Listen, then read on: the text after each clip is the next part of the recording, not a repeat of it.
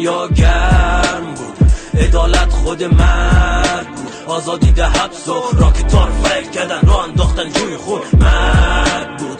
سر دنیا گرم بود، عدالت خود جنگ بود. آزادی ده حبس و از بیرق وطن پاک نشد رنگ خود. سیاست دیکتاتور بوی تفاهم گرفت، مخروبه های عراق از نیرکی سر برید. گوشنه های کابل تا سوریه می جنگید، جنگ قدرت می کشت و دیکتاتور می خندید. تروریست خود فروخته به نام طالب و داعش، دکال بود شیطان می کشن خدارم. نفس های جهان هر دم بیشتر بوی مرگ گرفت. شروع جنگ های سرد با سلاح گرم غرب، سیستماتیک می کشن زندانی اسلامی. در سیاست افراطگرایی مذهبی به انحراف میکشن عقاید اسلام به نام تئوری جنگ های فرقه‌ای.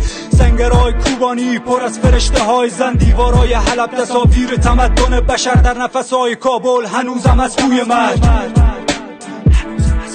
جمهوری دیکتاتور ادامه انسانیت، دختران خیابان انقلاب در بند زجه میزنه. هنوز مهاجری بینشون زیر پای پوتین تا کوچه های سوریه. آزادی خواهان کرد هنوزم بی مرز و بوم کشته میشن فقط زیر بیرق دیار خود. اقلیت مذهبی پشت میله های کشتار لبخند میزنه به تو روبروی دار خود. جنگ بود، سر دنیا گرم بود، عدالت خود مرگ بود. آزادی ده حبس و راکتار فیل کردن رو انداختن جوی خود مرگ بود.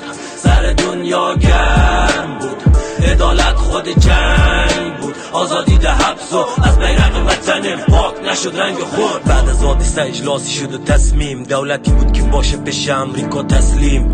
آزادی بیان اومد و قدرت بیان رفت، قانونای به اساس کردن تصویب.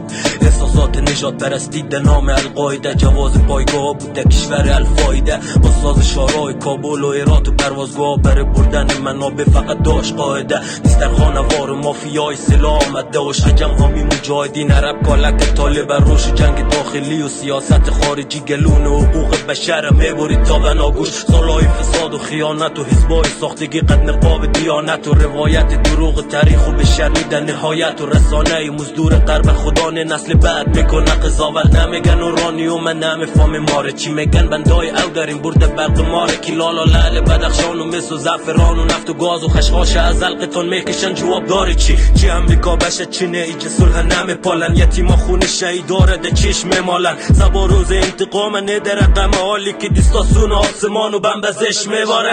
جنگ بود، سر دنیا گرم بود، عدالت خود مرگ بود. آزادی ده حبس و راکتار فیل کردن رو انداختن جوی خود مرگ بود.